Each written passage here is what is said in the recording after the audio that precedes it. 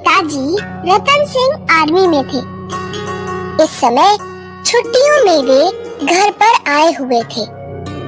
करिश्मा अक्सर अपने पिताजी की आर्मी वाली वर्दी पहन लिया करती और पूरे घर में नकली बंदूक लेकर घूमा करती।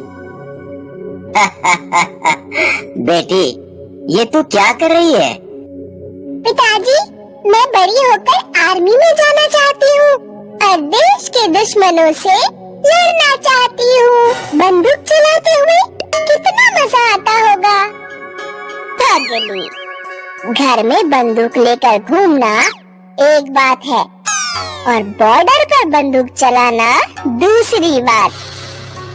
पिताजी, मुझे भी किसी दिन बॉर्डर पे ले चलना। अरे, मैं तो भूल ही गई, परसों मेरा बर्थडे है। पिताजी, जल्दी बाजार चलिए, बहुत सारा सामान लेकर आना है। करिश्मा के बर्थडे के एक दिन पहले ही रतन सिंह का फोन आ जाता है। जी सर, बस मैं निकल रहा हूँ। क्या हुआ पापा? किसका फोन था?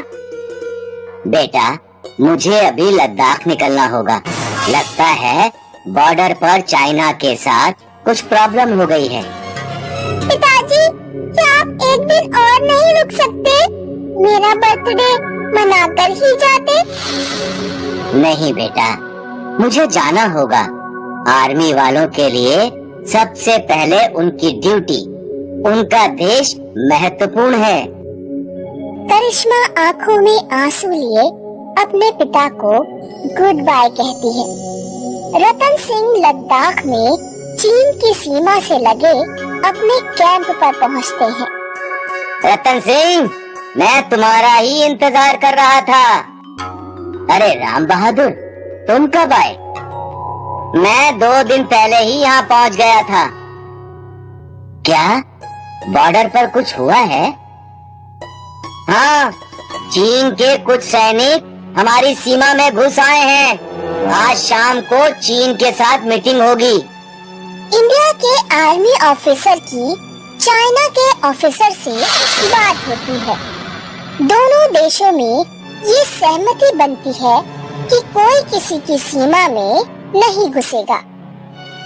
रतन सिंह और बाकी आर्मी ऑफिसर कैंप में वापस आ जाते हैं। उस रात खाना खाने के बाद रतन सिंह और राम बहादुर बातें कर रहे थे। बिटिया का जन्मदिन था, लेकिन फिर यहाँ आना पड़ा। राम बहादुर, अगर कभी ऐसा हो जाए कि मैं वापस लौट कर ना आऊं, तो ये सूट सलवार का कपड़ा मेरी बेटी तक पहुंचा देना। मैं उसे बर्थडे पर गिफ्ट करना चाहता था। रास्ते में डोकलामपुर की बाजार से मैंने इसे खरीदा। तुम ऐसा क्यों सोचते हो? तुम खुद ही अपनी बेटी को ये उपहार लेकर जाना। चाइना पर भरोसा नहीं कर सकते। अभी सब कुछ ठीक नहीं है। कल पता नहीं क्या हो जाए। अगले दिन चीनी सैनिक भारत की सीमा में घुस आते हैं। भारत और चीन के सैनिकों के बीच झड़प हो जाती है। रतन सिंह सहित भारत के कुछ सैनिक शहीद हो जाते हैं और राम बहादुर घायल हो जाता है। सेना की टुकड़ी घायल सैनिकों को कैंप में ही छोड़कर चीन की सीमा में घुसती है और उनके कैंप पर हमला करती है। भारत और चाइना के बीच लड़ाई छिड़ जाती है। दोनों तरफ से सैनिक शहीद होने लगते हैं। उधर कैंप में खाने का सामान खत्म होने लगता है। मेरा दोस्त रतन सिंह शहीद हो गया और मैं यहीं पर बैठा पड़ा हूँ। तुम घायल हो राम बहादुर। ठीक है, अगर मैं मोर्चे पर जाकर कुछ नहीं कर सकता तो ना सही, लेकिन दूसरी तरह से सेना की मदद कर सकता हूँ। सेना के कैंप से कुछ किलोमीटर दूरी पर डोकलामपुर नाम का गांव था। सीमा पर अक्सर गोलीबारी होती रहती थी, इसीलिए गांव के लोग घर से बाहर कम ही निकला करते थे। गांव में आरब नाम का लड़का अपनी माँ के साथ रहता था। 5 साल पहले जब आरव के पिताजी भेड़ों को चारा खिला रहे थे तो एक तोप का गोला उनके ऊपर आ गिरा और उनकी मृत्यु हो गई। इसीलिए आरव की माँ आरव को बिल्कुल भी घर से बाहर नहीं निकलने देती थी। मैं भेड़ों को लेकर जंगल में जा रहा हूँ। तेरा दिमाग खराब हो गया है। सीमा पर युद्ध चल रहा है, गोली लग गई तो तू भी अपने पिताजी की तरह मर जाएगा। मैं घर में बैठे बैठे बोर हो रहा हूँ, मुझे नहीं पता, मैं जा रहा हूँ।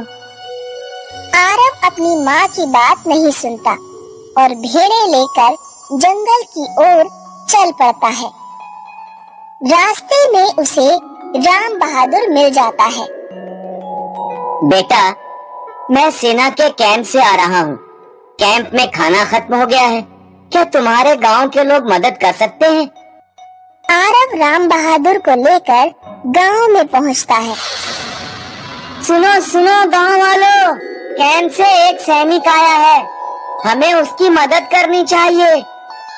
चीन और भारत के बीच युद्ध चल रहा है, हमें अपने देश की मदद करनी चाहिए। जिसके घर में जो भी खाने को हो लाकर सैनिक को दे दो।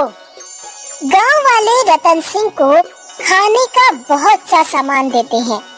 गांव के कुछ युवा राम बहादुर के साथ जाकर युद्ध में मोर्चा संभालने की बात कहते हैं। सैनिकों की कमी हो रही है, हम आपके साथ जाएंगे और लड़ेंगे।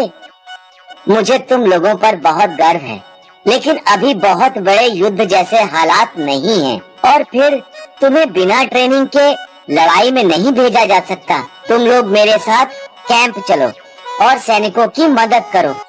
जब तक सीमा पर लड़ाई चलती है, गांव के लड़के कैंप में खाना बनाने, खाने का इंतजाम करने और दूसरे घायल सैनिकों की मदद करने जैसा काम संभालते हैं और सैनिकों की हर संभव तरीके से मदद करते हैं। लड़ाई में चीन और भारत दोनों को ही लगभग बराबर नुकसान हुआ। आखिरकार चीन को अपनी मनमानी रोकनी पड़ी और उसने अपने सैनिकों को पीछे हटा लिया। सीनियर आर्मी ऑफिसर ने गांव के लड़कों को सम्मानित किया। हम तुम सभी बहादुर लड़कों को आर्मी में भर्ती होने का न्योता देते हैं।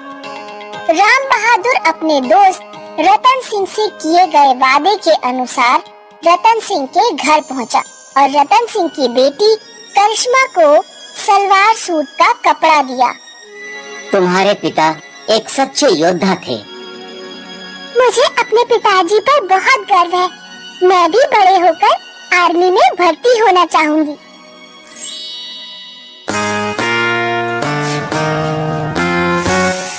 ये है रिटायर्ड जनरल भीम सेन जी। वैसे तो ये रिटायर्ड हैं, लेकिन अब भी इनकी मेजर वाली ठाठ है। विमला, विमला, सुबह के 7 बज गए हैं। लाई जी, ये लीजिए। तुम आजकल बहुत लेट हो रही हो। मैं कोई आपकी जवान हूँ जो हमेशा वक्त पर रहूं? जरा मेरी उम्र का भी ख्याल कर लीजिए। अरे विमला, तुम एक आर्मी वाले की पत्नी हो, तुम्हें हमेशा फिट रहना चाहिए। हाँ हाँ। वैसे तुम्हारे लिए एक गुड न्यूज है। क्या?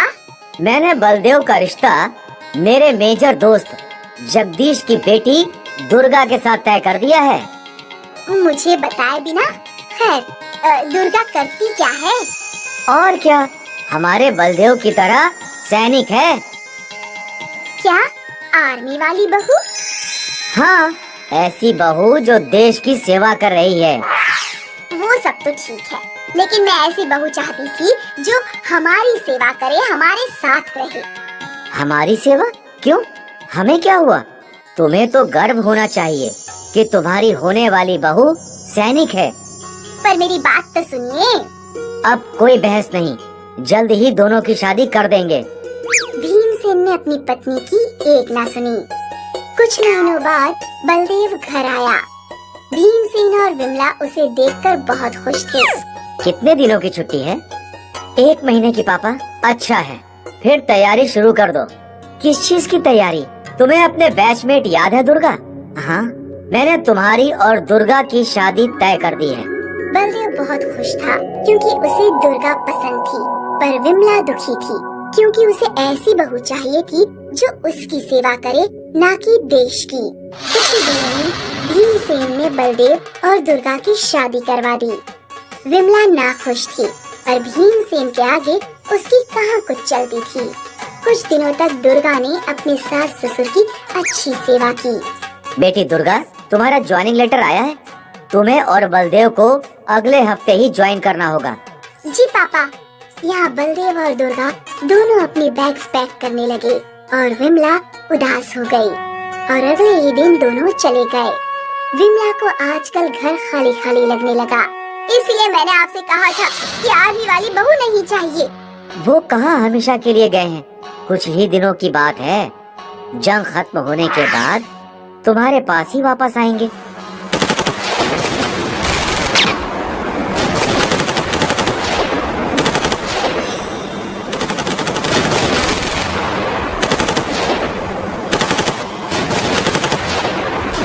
दुर्गा और बलदेव और उनके कुछ साथी आतंकवादियों से लड़ रहे थे।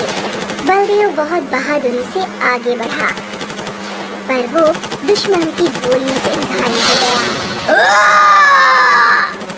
और फिर बलदेव को बचाने के लिए दुर्गा ने अपनी जान जोखिम में डाली। उसने दुश्मनों को मारा और बलदेव को सही सलामत हॉस्पिटल ले गई। आर्मी हॉस्पिटल में डॉक्टर ने बलदेव का अच्छे से इलाज किया। कुछ दिनों बाद जंग खत्म हुई और बलदेव और दुर्गा दोनों घर लौटे। विमला ने अपनी बहू को गले लगाया।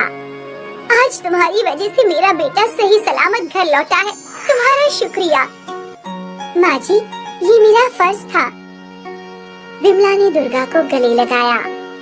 मैं नहीं कहता था, तुम्हें अपनी बहू पर गर्व होगा। क्यों ना हो, आखिर मेरी बहू आर्मी वाली है।